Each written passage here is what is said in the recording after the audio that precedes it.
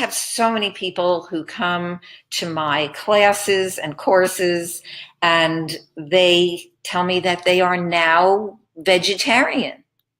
But then when I get a food diary from them, I see that they are eating fish and feeding fish to their families because they think that fish is very healthy, that that's a health food, and that we need fish in order to get our essential fatty acids.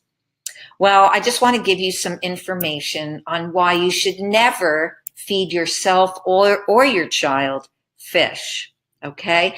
First, in Dr. Michael Greger's book, How Not to Die, he says that hexachlorobenzene is a fungicide that was banned decades ago, but is still used in raising salmon and sardines. Now, salmon is a fish that everybody thinks is very, very healthy. And actually, salmon is one of the worst fish choices.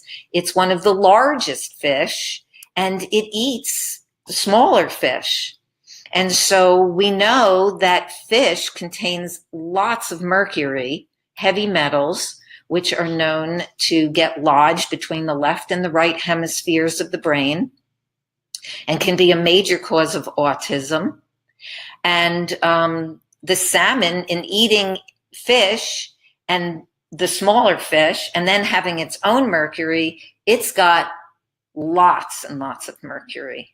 So we definitely would want to stay away from that. There is a relationship between these toxic chemicals and obesity. Fish is not a low-fat food.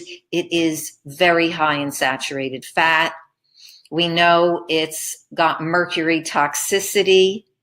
Women who eat fish during their pregnancies are putting their children at a high risk factor for ADD and autism. Now, plant-based eaters are getting more nutrients than meat eaters. Their diet is more nutrient dense and has all of that wonderful fiber for easier digestion. The meat and the animal food puts a tremendous stress on the liver and the kidneys, and it causes arachidonic acid to be built up in the liver.